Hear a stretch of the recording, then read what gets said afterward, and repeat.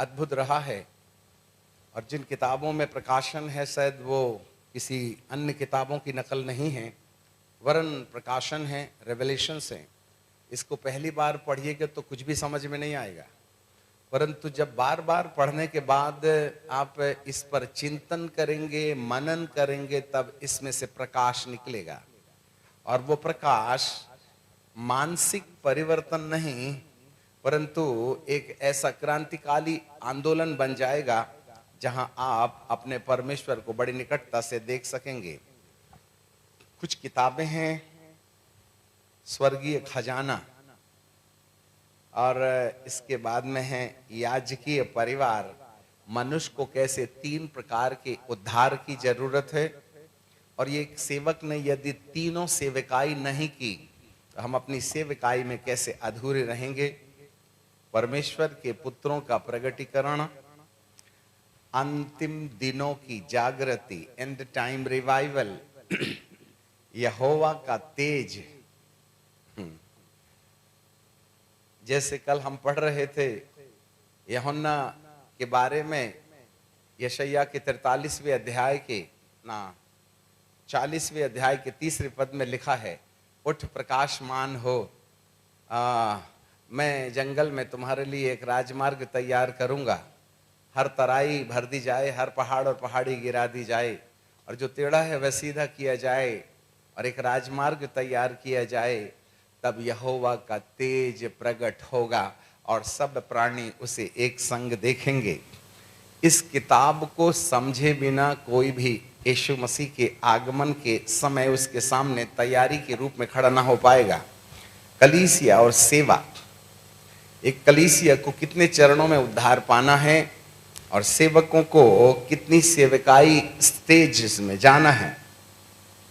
और सबसे इंपॉर्टेंट किताब है द ब्लड ऑफ जीसस, यीशु का लहू।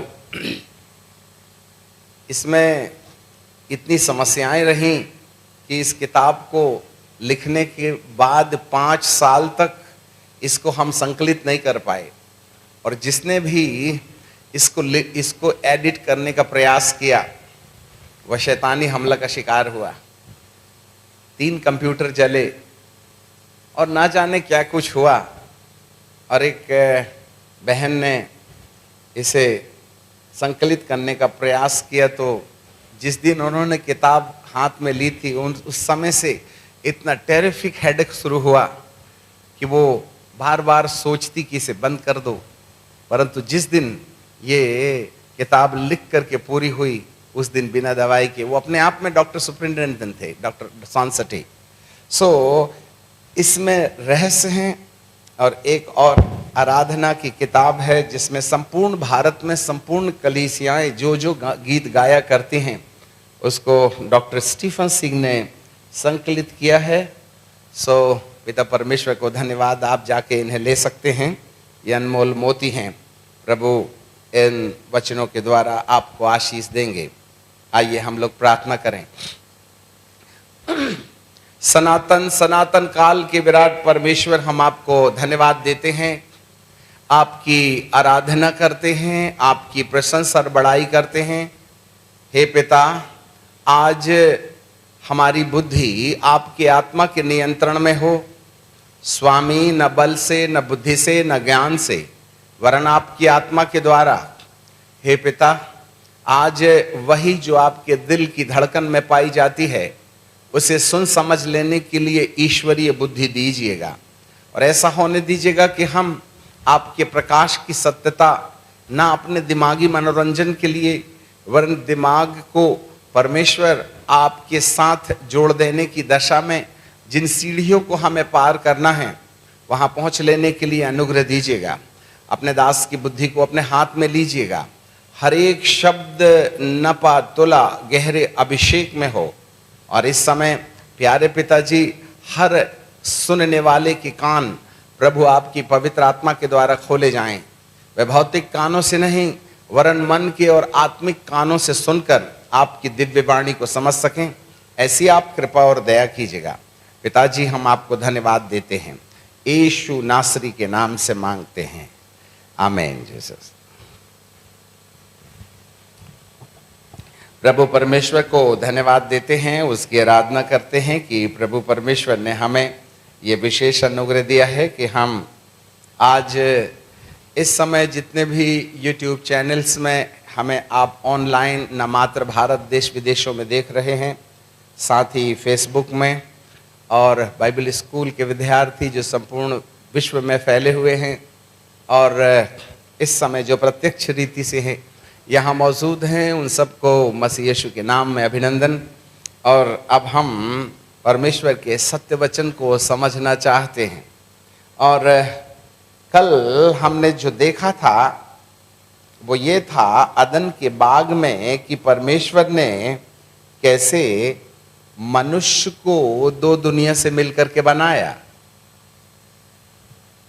आकाश के जितने परिंदे हैं, जल के जितने जलचर हैं और समुद्र के जितने जलचर हैं, जमीन के कीड़े मकोड़े हैं, जंगल के जानवर हैं, वे सब जीवधारी हैं। उनमें जीवन है, वे पैदा होते हैं और मर जाते हैं और मर जाने के बाद उनका अस्तित्व खत्म हो जाता है। They may be no more in their existence after the death। मृत्यु के बाद उनका वजूद खत्म हो जाता है। स्वर्ग में जितने स्वर्गदूत हैं, जितनी भी रचनाएं हैं, चाहे वह बिना पंख वाले स्वर्गदूत हों, चाहे वो दो पंख वाले स्वर्गदूत हों, चाहे वह चार पंख वाले स्वर्गदूत हों जो मंदिर में रहते हैं, या 6 पंख वाले स्वर्गदूत हों जो परमेश्वर की सेवा में रहते हैं अदन के बगीचे में, चाहे करूब हों, साराप हों, वे सब आत्मिक शरीर और आत्मिक दिमागधारी हैं। ये एक बार अस्तित्व में आ जाते हैं तो इनका अंत नहीं होता। They are in the non material body और उनका अपना एक नॉन मटेरियल माइंड है। जंतुओं में, जीव जंतुओं में मटेरियल बॉडी है और मटेरियल माइंड है। और material body and material mind होने के कारण जब वो मर जाते हैं तो उनका अस्तित्व खत्म हो जाता है। स्वर्ग की रचना नॉन मटेरियल बॉडी में है, नॉन मटेरियल माइंड है, इसलिए वे एक बार अस्तित्व में आ जाएं तो वे कभी नहीं मरते हैं। परंतु परमेश्वर पिता का धन्यवाद हो कि परमेश्वर ने इन दोनों जीवित आत्मिक और भौतिक प्राणियों से मिलाकर के हमको आत्मिक जीवित प्राणी बनाया। हम दो दुनिया के संगम हैं। जब परमेश्वर ने आदम को बनाया तो ऐसे बोला, आओ हम मनुष्य को अपने स्वरूप और समानता में बनाएं। स्वरूप से उसने अपनी आत्मा के तिनके को अलग किया और समानता से उसने अपनी बुद्धि में से नॉन मटेरियल माइंड, जिसको सूक्ष्म शरीर कहते हैं, आत्मिक दिमाग, उसको निकालकर उस आत्मा के साथ जोड़ा और उसको बिल्कुल अपनी शक्ल और अकल, ये बहुत अच्छा शब्द हमने अजमेर में सीख के आया जब हम वहाँ कन्वेंशन में थे। अपनी शक्ल और अपनी अकल में, अपने आत्मिक शरीर में से शरीर और अपनी आत्मिक बुद्धि में से बुद्धि निकाल करके उसने एक रचनात्मक ईश्वर बनाया। He was a creator, creation God है। वह एक रचना किया हुआ ईश्वर है। फिर उसको परमेश्वर ने मट्टी के आदम के अंदर प्रवेश करा दिया। अब आप बोलेंगे, हमने कल आपके लिए एक प्रश्न छोड़ रखा था कि आदम की आत्मा तो परमेश्वर में से निकल के आई, आदम का शरीर पर, आदम की बुद्धि परमेश्वर की बुद्धि से निकल के बाहर आ गई, तो आदम के शरीर की डिजाइन परमेश्वर ने कहां से लाया? जरा ध्यान दीजिएगा। इससे पहले कि परमेश्वर आदम को बनाए, मट्टी के पुतले में पिरोए, उसको जीवित आत्मिक प्राणी बना दे, उसको ये भी मालूम था कि मैं इसको अपनी संगति में रखने के लिए बनाए हैं, परंतु ये आदम मेरी शर्त को नामंजूर कर देगा और एक दिन मुझे अदन के बाग से उसको बाहर निकालना पड़ेगा। और जब मैं उसको अदन के बाग के बाहर निकालूंगा तो 4000 साल तक वह इस अदन के बाग के बाहर संतानों को जन्म देगा और धरती भर में एक बड़ी मानव संख्या बढ़ जाएगी। तत्पश्चात हर मानव के उद्धार और मनफिराव के सत्य को प्रचार करने के लिए मुझे खुद को शरीर रूप रख कर के आना पड़ेगा। और जब मैं शारीरिक रूप में इस धरती पर उद्धारकर्ता बनकर के जाऊंगा तो मैंने कैसा होना चाहिए, उसकी डिजाइन मैं पहले से कर लेता हूं। और उसने अर्थात परमेश्वर पिता ने अपने आप को किस देह में वह धरती पर जन्माएगा उसको स्पिरिचुअल रलम में, आत्मिक दुनिया में उसकी डिजाइन बना के रख ली थी और उसका नाम था मसीह। यीशु बाद में पड़ा जब वो पैदा हुआ। उस मसीह की डिजाइन को उसने जो वचन के रूप में इस संसार के मानव को बचाने के लिए जाएगा, उसकी ओरिजिनल कॉपी में से अदन के बाग में आदम के शरीर का निर्माण किया। यीशु मेरे स्वरूप में नहीं है, मैं यीशु के स्वरूप में हूं। मत्ती यूहन्ना पहला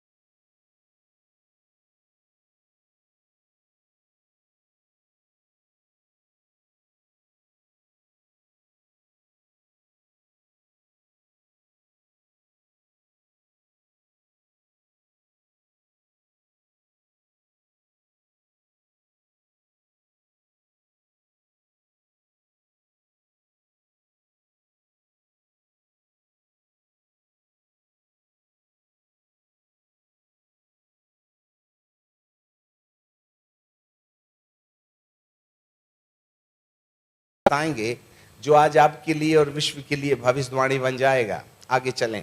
सो यहां पर बाइबल हमें बताती है कि परमेश्वर उस आदम को अपनी कलीसिया का सदस्य बनाए रखने के लिए एक शर्त या एग्रीमेंट देते हैं कि तुम्हें जीवन के पेड़ का फल खाते रहने की आवश्यकता है। ये तो मेरी ओर से फ्री मौका है, परंतु भले और बुरे के ज्ञान के वृक्ष का फल मत खाना। जिस दिन तुम फल खाओगे उस दिन अवश्य मर जाओगे। यहां पर मृत्यु शब्द को परमेश्वर ने अपनी कलीसिया के लिए अंगीकार किया, पहले चर्च के लिए, और वो कंडीशन थी मानना, obey the commandment of God. If you will disobey my commandment I will remove from my own church. I'm not going to entertain you. मेरी महिमा में तुम कभी प्रवेश नहीं कर पाइएगा। इसलिए इस शर्त पर परमेश्वर ने आदम को पहले से ही एग्रीमेंट दिया था और उसके अनुसार उसको चलना था। अब बाइबल का प्रभु हमें बताता है कि एक दिन आखिरकार परमेश्वर की आज्ञा को तोड़ने में पति और पत्नी ने निश्चय किया। वो एक बात की बात है, उसको हम कभी बाद में चिंतन करेंगे, हमें विषय पर आना है। तो उन्होंने परमेश्वर की आज्ञा को तोड़ दिया, और जैसे ही परमेश्वर की आज्ञा को तोड़ा वैसे ही मनुष्य की आत्मा के अंदर फूंक के द्वारा आया पवित्र आत्मा आदम की आत्मा को अकेला छोड़ के चला गया। और जैसे ही आदम की आत्मा में निवासने वाला पवित्र आत्मा आदम की आत्मा को छोड़ा, तो उसके साथ साथ पवित्र आत्मा ने उसके आत्मिक दिमाग में, अब ये कितने प्रकार के दिमाग हैं उसके थोड़े समय बाद हम आपको बताएंगे, कि उसके आत्मिक दिमाग से, नॉन मटेरियल माइंड से पवित्र आत्मा का जो रेवलेशन था, जो प्रगटीकरण था, जो अपीयरेंस था, जो प्रकट होने वाला जो मामला था, उसको पवित्र आत्मा अपने साथ लेकर के चले गए। जितना भी रेवलेशन या प्रगटीकरण आदम की आत्मिक दिमाग में था ना, वह पवित्र आत्मा के साथ चला गया। इस कारण से अब आदम अदन के बाग के अंदर रहने के लिए डिस्क्वालिफाइड हो गया। और ऐसे समय में परमेश्वर पिता ने आदम को कहा कि अब तुम्हारे लिए इस अदन के बगीचे में रहने के लिए मेंबरशिप खारिज, अब तुम चर्च के मेंबर नहीं हो सकते हो। और उसको पूर्व दिशा से अदन के बगीचे से बाहर निकाल दिया, जिसके परिणाम स्वरूप जैसे ही आदम अदन के बगीचे के बाहर जाते हैं, उसकी इकलौती अकेली आत्मा को खाली घर समझ करके गिराए हुए स्वर्गदूत ने अपने निवास के लिए चुन लिया। Encroachment, listen me carefully. और जैसे ही ये दुरात्मा मनुष्य की आत्मा के अंदर निवास करती है अदन के बगीचे के बाहर, वैसे ही इन दुरात्माओं ने मनुष्य के अवचेतन में, सबकॉन्शियस माइंड में, नॉन मटेरियल माइंड में, आत्मिक मन में अपना व्यवहार, अपना प्रभाव, अपना नेचर उसके अंदर इंजेक्ट करना शुरू कर दिया। जरा ध्यान दे लीजिएगा। अब आदम का जो सबकॉन्शियस माइंड है, अवचेतन मन है, उस पर ना चाह कर के भी ऐसे विचार उत्पन्न होने लगे जो उसके कंट्रोल से बाहर था। आपको गुस्सा करने के बाद समझ में आता है कि हम गुस्सा हो गए थे, और जब दिमाग ठंडा हो जाता है तब आत्मगिलानी होती है। आपको गुस्सा होने के वक्त पहले से आइडिया क्यों नहीं हुआ कि हमारा मन हमको काटेगा? इसका मतलब जरूर है कि हमारे अवचेतन मन के अंदर में कहीं ना कहीं एक ऐसी पकड़ है जो आपके नियंत्रण से बाहर है, और वह और कोई चीज नहीं। वरन वह ड्यूमानिक इन्फ्लुएंस, दुष्ट आत्माओं का प्रभाव है जो हमारे अवचेतन मन में, सबकॉन्शियस माइंड में दबाव दे करके ऐसे विचार पैदा करने के लिए इंस्पायर करता है कि हमारा हृदय बैर से भर जाता है, वासना के विचारों से भर जाता है, लोभ से भर जाता है, शिकायत से भर जाता है। हम बैर करने लगते हैं, हम उल्टी सीधी बातें सोचने लगते हैं। इसलिए यशायाह के 55वें अध्याय के 6वें पद में बाइबल कहती है कि तुम्हारे विचार और मेरे विचार में आसमान और जमीन का अंतर है। आपको मालूम होवे ये विचार आते कहां से हैं? मौन और स्टार सिखाते सिखाते पापा के सिर के बाल गए पीछे तरफ, नहीं सीखा बच्चा। परंतु पापा को पटाने के लिए सफेद कपड़े पर जमीन पर गिर के ए करके हाथ पैर पटक के चॉकलेट और मोबाइल छीन लेने का आइडिया कहां से ट्रेनिंग लेके आया आपका बच्चा? पूछो भाई। इन बच्चों को अंग्रेजी भले ही ना आए, परंतु वो मोबाइल में से उल्टी सीधी वेबसाइट को बिना सीखे खोज के निकालने की टेंडेंसी आई कहां से? आपको क्या मालूम? भाई खुदा ने कितनी खूबसूरत पत्नी दी है, कौन सी कमी है कि पड़ोसन पर डोरे क्यों मारते हो? अरे जिस मां बाप ने तुमको धरती दिखाई, उस मां बाप को बुढ़ा कहते हो, जैसे तुम कभी बुढ़ापा नहीं आएगा बोल के रजिस्ट्री लेके पैदा हुए। अपनी मां की हर गलती बिटिया को बर्दाश्त। सासू ने ऊंची आवाज से क्या बोल दी?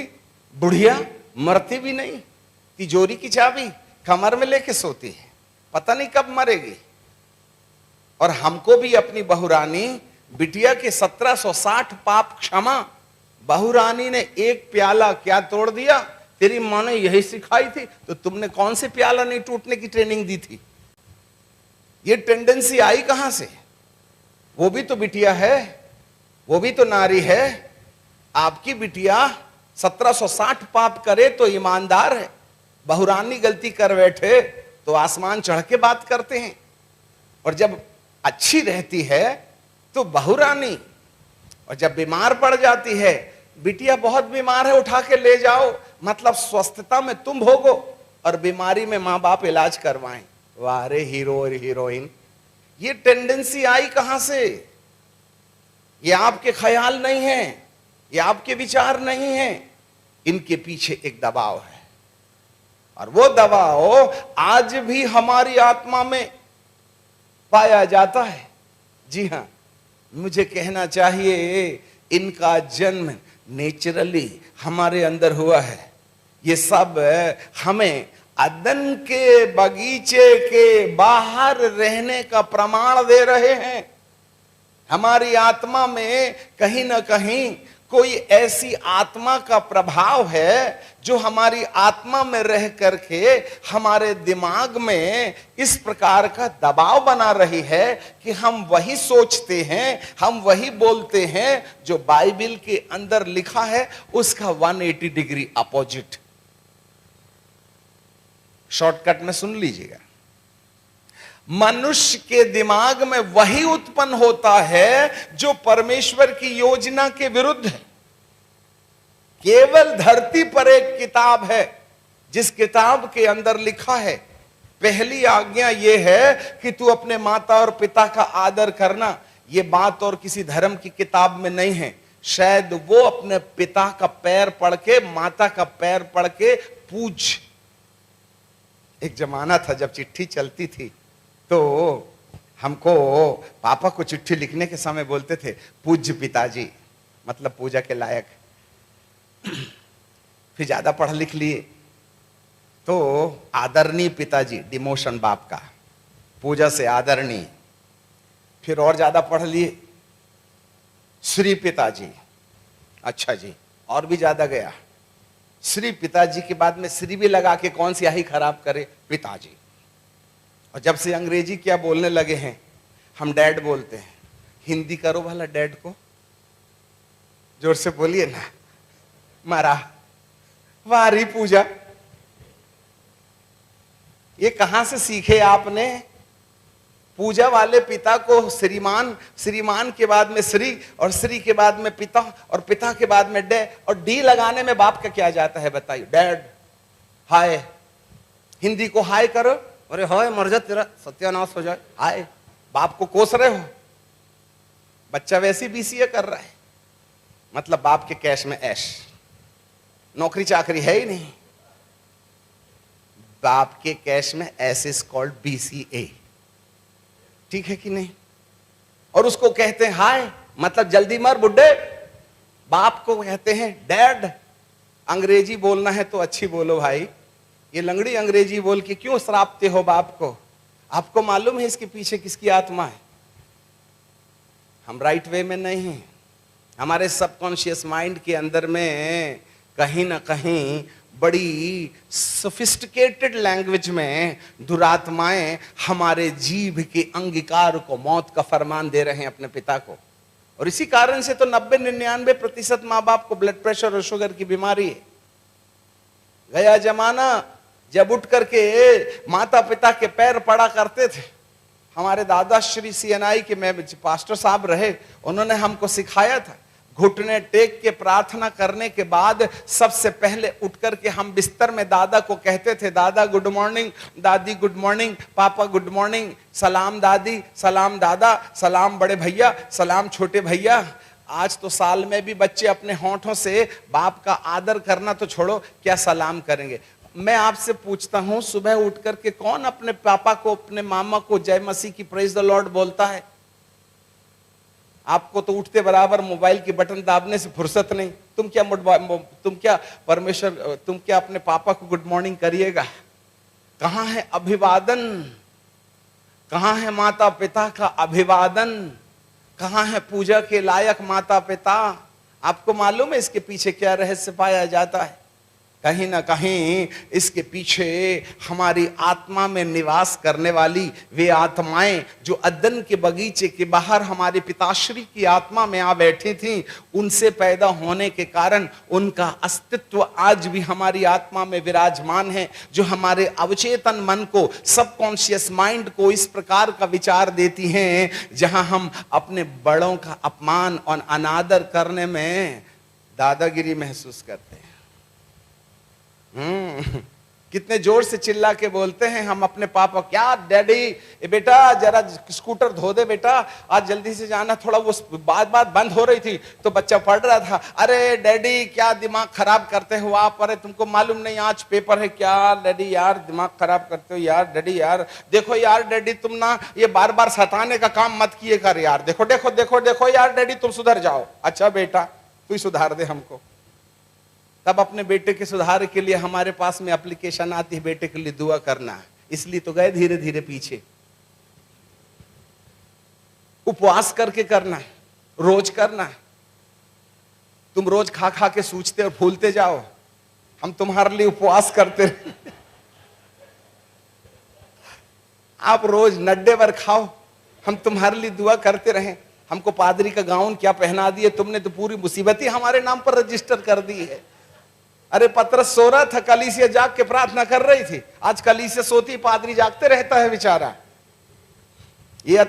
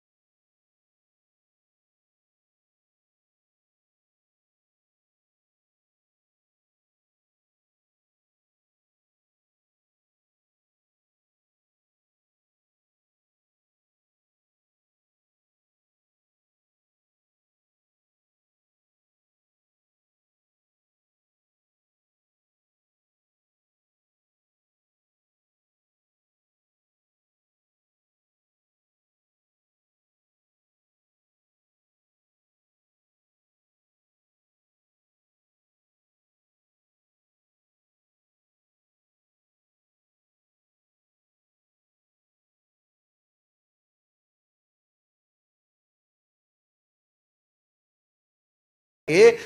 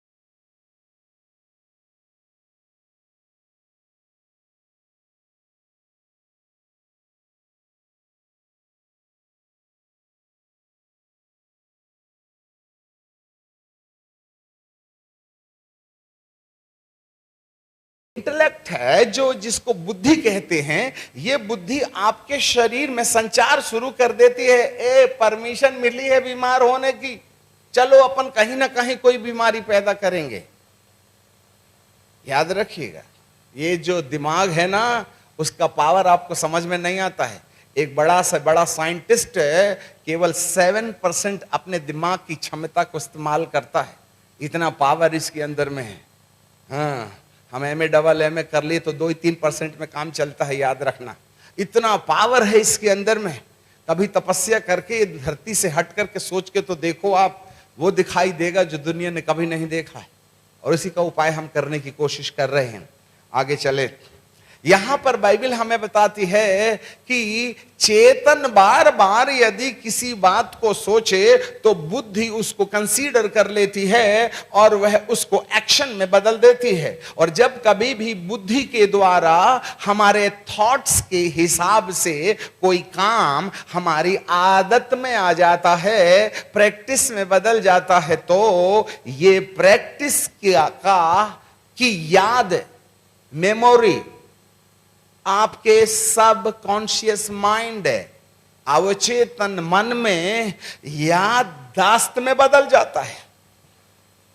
जरा ध्यान से सुनिएगा, हम जो भी करते हैं और देखते हैं वो याद रहता है। कुछ चीज है जिसको भूल जाते हैं, कुछ चीज है जो भूल जाते हैं, परंतु जो जो चीज हम देखते, सुनते, बोलते, उसको व्यवहार में लाते, वो एक दिन याददाश्त में बदल जाता है। और जब कभी कोई बात याददाश्त में बदल जाती है तो याददाश्त शरीर के दिमाग का हिस्सा नहीं है, वरन यह आत्मा के दिमाग का काम है। सारी मेमोरीज सब कॉन्शियस माइंड में रहती है, सारी याददाश्तें अवचेतन मन में रहती हैं। काम करने के लिए शारीरिक दिमाग होता है, याददाश्त बटोरने के लिए, जैसे कंप्यूटर के 2 भाग हैं, हार्डवेयर एंड सॉफ्टवेयर। आप जो कुछ भी हार्डवेयर में काम करते हैं वो सॉफ्टवेयर में रिकॉर्ड हो जाता है। इसी तरीके से हम जो भी कामकाज करते हैं वो सब अवचेतन अर्थात आत्मिक दिमाग में, याददाश्त में बदल जाता है। आप जाग रहे हैं, हम बहुत गंभीर हैं। हम जो भी बोलते हैं, जो भी देखते हैं, जो भी सुनते हैं, वह शारीरिक दिमाग से संपन्न होता है। और यदि वह याद में बदल जाए तो वह शारीरिक दिमाग की कहानी नहीं है, वरन आत्मिक दिमाग में जाके रिकॉर्ड हो जाता है। इसके लिए प्रभु ने एक संदेश दिया था, लाजर और धनवान की कहानी। लाजर भी मर गया और धनवान भी मर गया, दोनों की डेड बॉडी धरती पर थी। परंतु मरने के बाद आदम की आत्मा को स्वर्गदूतों ने लेकर के इब्राहिम की गोद में ले गए और धनवान की आत्मा को अधलोक में ले गए। अब धनवान ने आंखें उठा के देखी तो ये कौन सी आंख थी और वो कौन सी थी जिसको सजा के तुमने फूल में ले गए थे? उसको तो कीड़े खा के ब्रेकफास्ट, लंच और डिनर बना गए, बहुत मजा किए थे। हाँ, जब अपन मरे थे तब। वो शरीर कहां गया? वो आंखें कहां गई जिसको चश्मा लगा था? वो कान, वो आवाज, वो जीभ, वो वाइब्रेशंस जो हमारे वोकेबलरी बन करके हमारे गले से बाहर आए थे, वो तो खा गए कीड़े। परंतु यहां पर कौन है जो चिल्ला रहा है? इब्राहिम बाबा, इब्राहिम बाबा, लाजर को बोलो कि अपनी उंगली का सिरा पानी में डुबो करके मेरी जीभ को ठंडा करे। आंख भी उठाई तो ये कौन सी आंख थी? बोला तो कौन सा मुंह था? बुद्धि आई कहां से इब्राहिम? और उसको और कोई दूसरा नाम याद नहीं आया क्या? लाजरी। अरे लाजरी तो था जिससे मेरा रोज का परिचय था, क्योंकि मेरे टुकड़े में यही तो पलता था। रामू सामू कालू से तो लेने ही देना नहीं था मुझको, लाजर से था ना। याद रखना, मरने के बाद पड़ोसी याद रहेगा जिसके साथ तुमने गद्दारी की थी, भूल नहीं सकते आप। जिसने तुमको धोखा दिया है, जिसको तुमने धोखा दिया है, वो मरने के बाद भी आपकी अवचेतना में अमर रहेगा। मरने के बाद भी शरीर पीने वाला तो कब्रिस्तान चला जाएगा, परंतु आत्मा दारू की बोतल जरूर खोजेगी। अभी मर गए, जब तक नहीं मरे थे तब तक तो अभी आजकल के बच्चे जब पैदा होते हैं ना, तो ऐसे हाथ रख के पैदा होते हैं। अब बेचारी प्रेगनेंसी में पूरी माँ 9 महीने तक हलो हलो बोलती रही, तो बच्चा ऐसा करके पैदा नहीं होगा क्या? नहीं, उठा के देखना, आज की औलादें पैदा होती तो कान में हाथ रखती, भले ही मोबाइल हाथ में मत हो, और एक बार उनको चकमा दे दो। आजकल के माँ बाप तो ना बच्चों को शांत करने के लिए, उनसे पीछा छुड़ाने के लिए थमा देते हैं, ले रे बाबा एंटरटेनमेंट कर, तो अपन खुद ही उनके माथे पर जहर घोल रहे हैं। फिर बाद में कहते बहुत मोबाइल खेलता है। अभी तुमको कैसे समझ में आ गया? पहले नहीं आया जब थाम रहे थे तब? याद रखिएगा। तो इस तरीके से हमारे सबकॉन्शियस माइंड में वो सारी यादें मरने के बाद आत्मा के दिमाग में अमर हो जाती हैं। अब आप बताइए, हम आपको आज होमवर्क देते हैं, घर में जाना, एक पन्ने को 2 भाग में करना, काटना नहीं, लाइन लगा देना, और एक में लिखना मुझे अच्छी यादें, और दूसरे में लिखना मुझे बुरी यादें। अब आप बताइएगा लंबी लिस्ट किसकी निकलेगी? जिसने तुम्हारे लिए जिंदगी भर मदद का काम किया, उसने एक बार गलती क्या कर दिया, आपने आस्तीन खोल ली, भूल गए उसके कर्जे को, और जिसने आपके साथ अत्याचार किया उसको मरने के समय तक, दाऊद ने भी मरते मरते अपने सुलेमान बेटे को एक बात कहा, मैं जा रहा हूं। कभी किसी ने दाऊद की कमियां नहीं खोजी होगी, मैं जा रहा हूं, परंतु तुझको मालूम है जब मैं भगोड़ा होकर के जा रहा था तो किसने मेरे साथ में दुर्व्यवहार किया था। सुन बेटे, बाप का कर्जा अदा करना पड़ेगा। साउल के वंशज से, वो जिसने तेरे बाप के साथ अत्याचार किया था, उसको सुख की नींद सुलाना तो मेरी आत्मा को शांति मिलेगी। मुझे नहीं मालूम ये वचन कहां से आया था, बदला लेने वाला। ये सब कॉन्शियस माइंड का काम है। आज हम में से कितने लोग हैं जो प्रभु में हैं, प्रभु के बारे में जानते हैं, प्रभु की किताब पढ़ते हैं, प्रभु की किताब के बारे में बोलते हैं, परंतु उसके बावजूद भी हमारे सब कॉन्शियस माइंड में कितने लोगों ने हमारे साथ दुर्व्यवहार किया था, उसकी मेमोरी आज भी ताजी है। वो है कहां?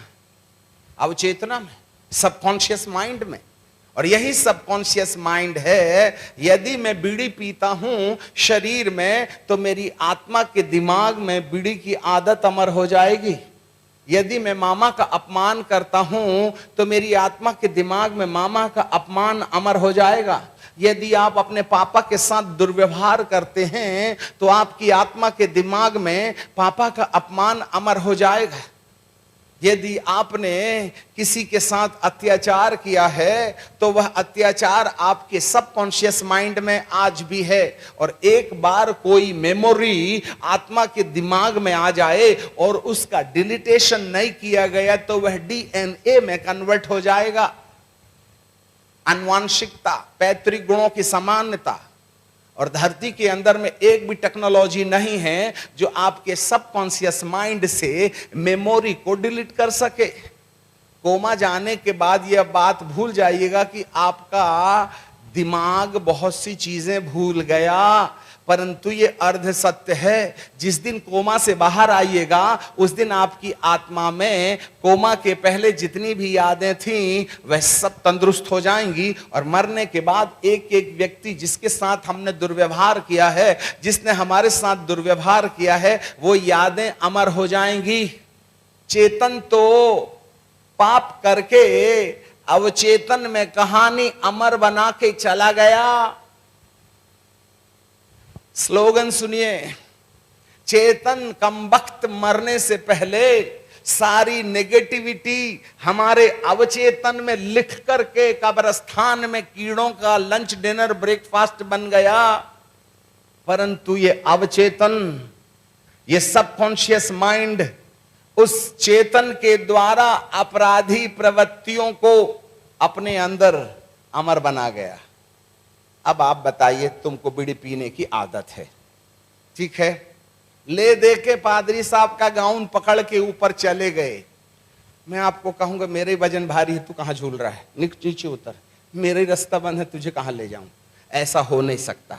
आप जितनी भी फादर की अंगूठी चूमना है चूम लो, चाहे शक्कर में दूध के साथ ब्रॉन्ड बीटर समान पादरी साहब को घोल के भी पी लो, तो ऊपर का रिजर्वेशन कंफर्म नहीं होता। कान धर के सुन लो, आप जिससे दुआ कराना है करवा लो। हमारी प्रार्थना से चंगाई जरूर मिलेगी, परंतु ऊपर का फटक हमारी प्रार्थना से नहीं खुलेगा। साहब बोलो खुश रहो, आपको अपना इंतजाम खुद करना पड़ेगा। जरा साहब जरा देखिएगा, मरने से पहले सास बहू का दानवीय तांडव चल रहा है। सास भी गई, बहू भी गई, और ये दोनों पहुंचे कहां? स्वर्ग। और यहां धरती पर जिंदगी भर लड़े। वहां से आ रही थी सास, यहां से जा रही थी बहू। क्या होगा आप ये बताइए? याददाश्त तो वैसे ही है।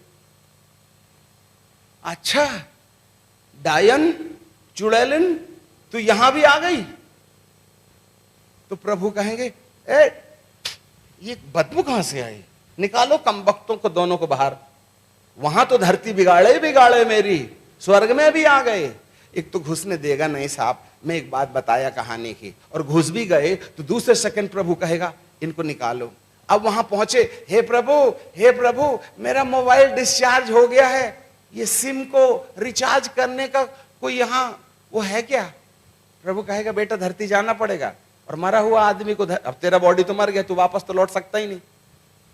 हाँ एक जगह जरूर है वहां मोबाइल चार्ज हो जाता है, वहां मोबाइल नहीं तू पूरा ही चार्ज हो जाएगा। कहां चार्ज होगा भैया? हाँ अग्नि में, नरक की आग में। अभी तो कर लो मां बाप का अपमान।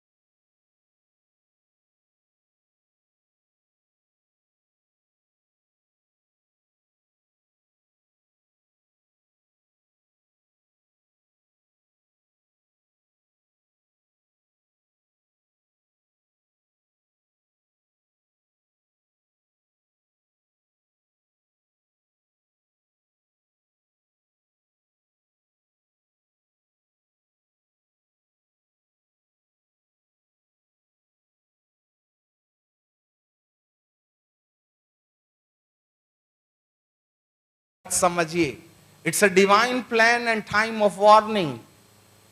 यदि हमने और आपने इस बात को नजरअंदाज किया तो मुझे डर लगता है अपने बारे में, कहीं मेरा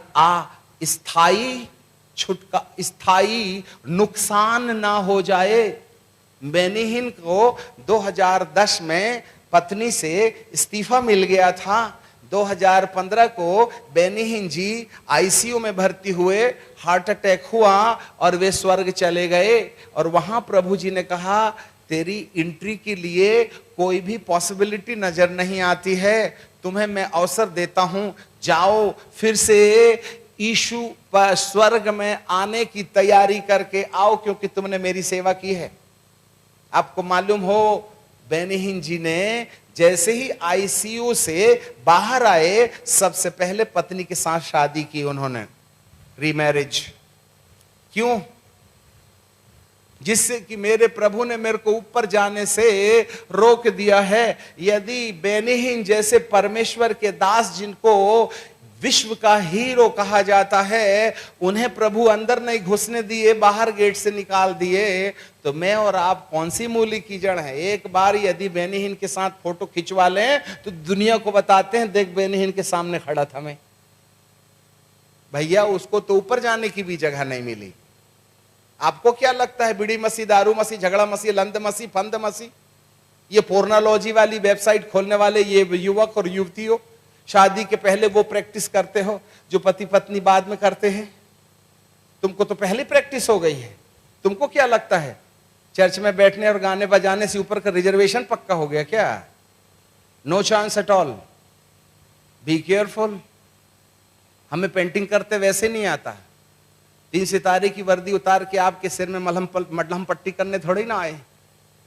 God is warning you people, repent and come back to the Lord. मेरा परमेश्वर, यदि किसी भी जगह में पुराने नियम में लिखा है कि तू व्यभिचार मत करना, यीशु ने कहा यदि किसी पुरुष को किसी स्त्री के मामले में यदि वासनात्मक कल्पना आके चली गई तो वह व्यभिचार कर चुका। ऐसे लोगों के लिए ऊपर के लिए दो हड्डी के ऊपर मुंडी का बंदोबस्त है। No consideration. जैसे मैं पवित्र हूं वैसे तुम भी पवित्र बनो। हमारी कल्पनाएं क्या बोलती हैं? अब हम कल बताएंगे क्यों आज रिपेंटेंस की आवश्यकता है। विश्व की एक भी टेक्नोलॉजी आपके सबकॉन्शियस माइंड को डिलीट नहीं कर सकती, परंतु यहां पर बाइबल ही एकमात्र रास्ता है जो आपके अवचेतन की कहानी को मिटाने में हमारी मदद कर सकती है। इसलिए प्रभु यीशु मसीह कहता है, जो आदतें तुम्हारे बाप दादों से चली आती हैं, जिससे तुम्हारा छुटकारा सोना चांदी बहुमूल्य वस्तुओं के द्वारा नहीं वरन निर्दोष और निष्कलंक मेमने अर्थात यीशु मसीह के द्वारा। अरे भाई साहब, पाप क्षमा करवा के करोगे भी क्या? बाथरूम में गए, नहाए धोए, पुराना कपड़ा उतार, जरा ध्यान देना, हंसना भी तो प्रेम से हंसना और गुस्सा तो होना ही नहीं। हम बाथरूम में गए तो वैसे ही नहीं डाल लेते हैं पानी, कपड़ा उतारते हैं ना। अब ज्यादा मत सोचो।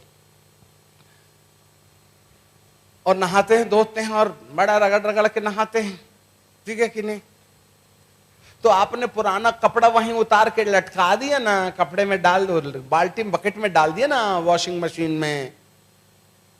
और नहाने धोने के बाद आपने नया वाला साफ वाला कपड़ा पहना ही नहीं और वैसे ही निकल आए और मोजा पहन के घूम रहे हैं बाजार में।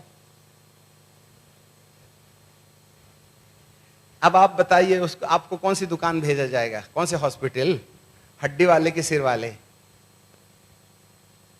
मुझे एक बात बताइए, यीशु के लहू से तुम्हारे पाप क्षमा तो हो गए, तो क्या पाप क्षमा प्राप्त करने वाला व्यक्ति ने पाप के ऊपर अधिकार पाया क्या? It's very easy to have the forgiveness, but it's very hard to have the power over the sin. यीशु ने 38 बरस के रोगी को यह कहा था कि पाप मत करना, नहीं तो इससे बड़ी बीमारी 50 साल वाली आएगी। बैतसैदा के गांव में अंधे को गांव से बाहर निकाल के प्रभु ने आंख को चंगा किया और बोला घुसना नहीं अंदर। उन्हें फिर अंधा हुआ तो जवाबदारी तेरी। आज हमें हमारे याजक लोग क्षमा की बात तो बताते हैं, परंतु दोबारा पाप नहीं करना चाहिए, इसका कोई मैसेज कलीसियाओं में है क्या? हम तो इधर पी के, हे प्रभु, पी लिया था रात को, हे प्रभु क्षमा कर, नहीं पीऊंगा आज के बाद में। दिन भर तो नहीं पीता बेचारा, और शाम को घंटी बजने लगती है, फिर दूसरे दिन कहते हैं। आई ना समझ में? पाप क्षमा बड़ी चीज नहीं है। पाप के ऊपर विजय एक कठिन तपस्या है, और वो तपस्या की शुरुआत होती है माफी मांगने से। अभी माफी होती क्या है, पश्चाताप होता क्या है, उसको कल हम देखेंगे। जी हाँ, कल जरूर आइएगा। हो सकता है ऊपर का रिजर्वेशन कंफर्म हो जाए, और नहीं तो वेटिंग लिस्ट है, और वो भी ई टिकट। और जब ई टिकट कंफर्म नहीं होती है तो विदाउट टिकट होती है। भले ही ये चर्च में हमारे रजिस्टर में नाम होगा, देखो आपकी बिटिया का, कब्रस्तान का, शादी विवाह का और हर प्रकार का रिजर्वेशन पक्का, ठीक है। अरे पापा की मेंबरशिप है तो पादरी को देना ना पड़ेगा बिटिया की शादी, ये तो रिजर्वेशन है ही है। कब्रस्तान में भी जमीन खरीद ली है हमने, परंतु ऊपर कोई रिजर्वेशन नहीं है। सबका आखिरी समय तक वेटिंग लिस्ट रहता है। हो सकता है मरने के पहले मैं पड़ोसन को आंख मार के मरूं, तो उस चक्कर में तू 99 आज्ञा माने और एक बात को यदि भूल जाए तो सारी बातों में तो दोषी ठहर जाएगा। इसका मतलब है कंफर्म कब होगी? समझ गए ना? कल जरूर आइएगा। हालेलुया। स्वर्ग का राज प्रभु ने पहले दिन से कहा था, लाइफ आफ्टर द डेथ। मेरा मिशन बिफोर द डेथ नहीं है, आफ्टर द डेथ है। Before the death, wherever the life, where is the life is, for the preparation. एक समय है, किंगडम ऑफ गॉड वो जगह है जहां मैं तैयारी करता हूं किंगडम ऑफ हेवन के लिए।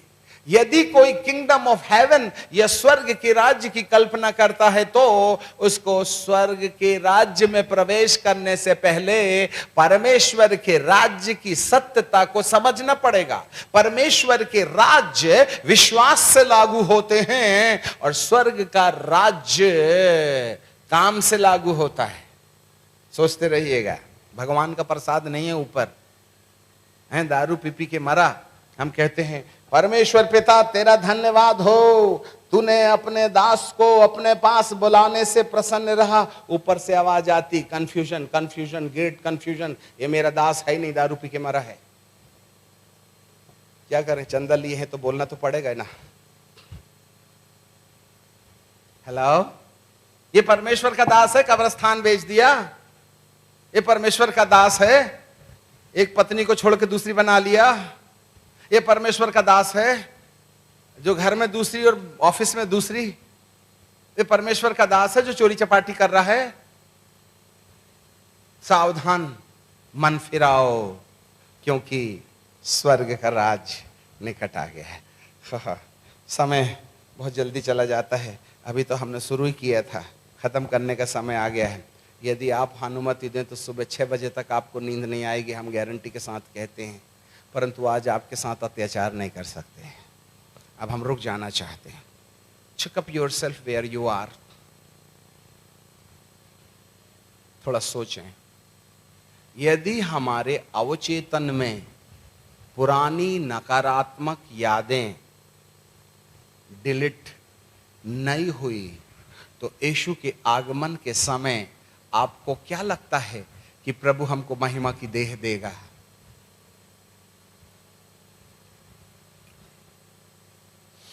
सोचना पड़ेगा। इसी समय जिसको पश्चाताप महसूस हो रहा है, काश परमेश्वर हमारी आंखों के सामने हमारी नकारात्मक यादों को सामने ले आए और हम उससे कहें, पिता मैं इन बातों से कैसे आज़ाद हो सकता हूँ। मेरी मदद कर। आज मैं इनको त्यागना चाहता हूं। आज मेरे सबकॉन्शियस माइंड में जितने भी शारीरिक बातों के द्वारा होने वाली नकारात्मक घटनाएं याददाश्त में हैं, उनको डिलीट करने के लिए आज मैं रिपेंटेंस करता हूं।